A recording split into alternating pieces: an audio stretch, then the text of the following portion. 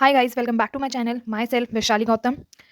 Today we talk about obturator nerve. So today's topic is obturator nerve. Obturator nerve. Obturator nerve is a chief nerve of adductor compartment of the thigh. ये adductor compartment of thigh की chief nerve है.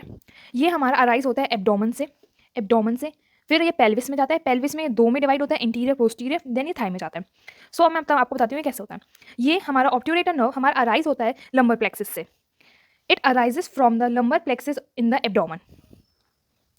So it arises from the lumbar plexus of abdomen. It is formed by the ventral division of anterior primary rami of L2, L3, L4 spinal nerves. ये हमारा L2, L3, L4 spinal nerves से ये जो lumbar plexus से है ना, यहाँ से ये लंबर प्लेक्सिस की L2, L3, L4 spinal nerve से एब्डोमेन में अराइज होती है.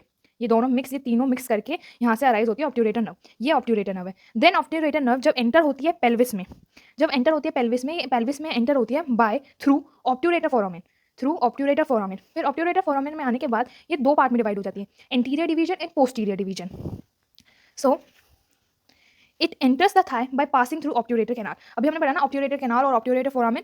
ये एब्डोमेन से जब लंबर प्लेक्सिस से हमारी ऑब्ट्यूरेटर अराइज होती है, देन ऑब्ट्यूरेटर फोरामेन को पास करती है इन पेल्विस में आती है और पेल्विस में आके ये दो डिविजन्स में डिवाइड हो जाती है, interior division and posterior division.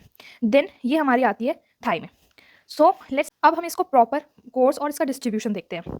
अभी जो हमने क्या क्या पढ़ा, by passing through obturator canal the obturator nerve divided into anterior and posterior division. अभी हमने पढ़ लिया ना, जैसे एब्डोमेन से हमारे लंबर प्लेक्सिस से ऑब्ट्यूरेटर नर्व अराइज होती है, फिर ऑब्ट्यूरेटर फोरामेन से वो हमारी पेल्विस से जाती है passing through the obturator foramen, then वो डिवाइड हो जाती है एंटीरियर डिवीजन पोस्टीरियर डिवीजन में. तो उसके बाद एंटीरियर एंड पोस्टीरियर डिवीजन में डिवाइड हो जाती है. देन अब इसमें क्या होता है, अब इसमें ब्रांचेस देते हैं. हमारा इंटीरियर डिवीजन और पोस्टीरियर डिवीजन में ब्रांचेस आती है. सो हमारे इंटीरियर डिवीजन क्या होता है, पहले हम इसको एक बार पढ़ लेते हैं, फिर मैं आपको डायग्राम से एक्सप्लेन करती हूँ. Anterior division passes down into the thigh in front of the obturator externus. हमारी ऑब्ट्यूरेटर एक्सटर्नस से फ्रंट से ये इंटीरियर डिवीजन जो हमारी ऑब्ट्यूरेटर नर्व की इंटीरियर डिवीजन है वो हमारी डाउनवर्ड्स आती है इनटू द थाई में जाती है. और किसके फ्रंट में होती है, ये ऑब्ट्यूरेटर एक्सटर्नस के फ्रंट में होती है. देखो मेनली आपको इसमें बस ये याद रखना है कि एंटीरियर डिवीजन कौन सी मसल्स को सप्लाई करता है एंड पोस्टीरियर डिवीजन कौन सी मसल्स को सप्लाई करता है. So anterior division supply pectineus, adductor longus, gracilis, adductor brevis, ये चार मसल्स को करता है. अब इनको याद कैसे करेंगे वो अभी मैं आपको डायग्राम में बताऊंगी. तो pectineus, adductor longus, gracilis, adductor brevis. और ये also give an articular twig to the hip joint को भी सप्लाई करता है. और ये टर्मिनेट हो जाती है by supplying the femoral artery in adductor canal. और ये हमारा जाके हमारा interior division of obturator nerve वो हमारा टर्मिनेट किस में हो जाता है, फिमोरल आर्टरी में. और हमारी पोस्टीरियर डिवीजन, अब पोस्टीरियर डिवीजन भी जैसे हमारा इंटीरियर डिवीजन थाई में गई थी तो पोस्टीरियर डिवीजन भी थाई में जाएगी. So posterior division enter the thigh by piercing the anterior part of obturator externus muscle. हमारी ऑब्ट्यूरेटर एक्सटर्नल मसल्स के फ्रंट से तो एंटीरियर डिवीजन जा रही थी, ये हमने पढ़ा ना. और मगर अब इसके एंटीरियर पार्ट से हमारी posterior division of obturator nerve जाएगी. और ये चार मसल्स को नहीं सॉरी ये तीन मसल्स को सप्लाई करेगी, ऑब्ट्यूरेटर एक्सटर्नस क्योंकि anterior part of the obturator externus muscle से जा रही है, तो obturator externus, adductor brevis and adductor magnus. अब आपने एक चीज़ नोटिस करी होगी कि एडक्टर ब्रेविस एंटीरियर डिवीजन भी सप्लाई कर रहा है और पोस्टीरियर डिवीजन भी सप्लाई कर रहा है. यस ये मसल है जो दोनों डिवीजन से सप्लाई होती है. और अब इनको डायग्राम से पढ़ते हैं. हमने क्या देखा, लंबर प्लेक्सिस की spinal nerve L2, L3, L4. L4 से ये हमारी ऑब्ट्यूरेटर नर्व अराइज होती है. फिर ये पेल्विस में जाती है थ्रू ऑब्ट्यूरेटर फोरामेन. फिर ये पेल्विस में दो में डिवाइड हो जाती है, एंटीरियर डिवीजन और पोस्टीरियर डिवीजन में.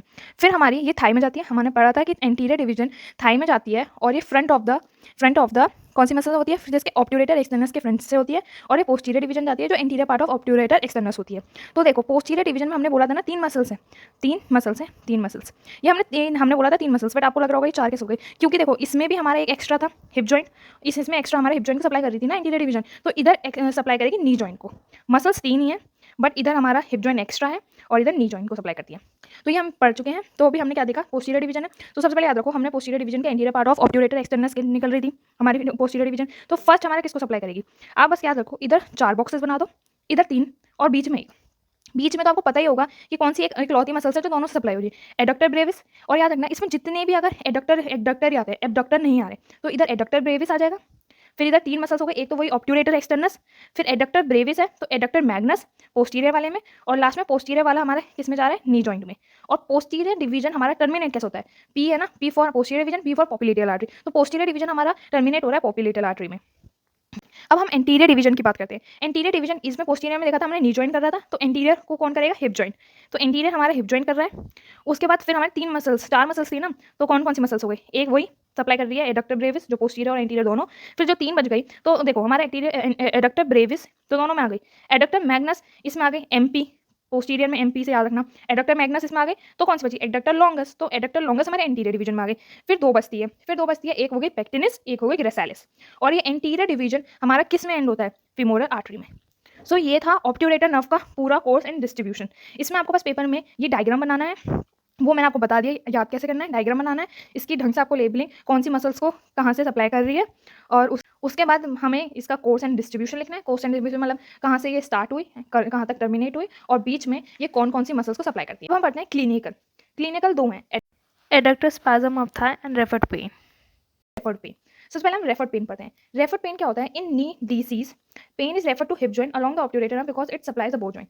प्रॉब्लम क्या होती है? कभी भी अगर नी जॉइंट में डिसीज हो या हिप जॉइंट में डिसीज हो, अगर नी जॉइंट में डिसीज होती है तो हमारा पेन रेफर कर जाता है हिप जॉइंट में, और अगर हिप जॉइंट में डिसीज होती है तो हमारा पेन रेफर कर जाता है नी जॉइंट में। ये इसलिए करता है क्योंकि जो हमारी ऑब्ट्यूरेटर नर्व है ना, हमने देखा था ना इंटीरियर डिवीजन और पोस्टीरियर डिवीजन।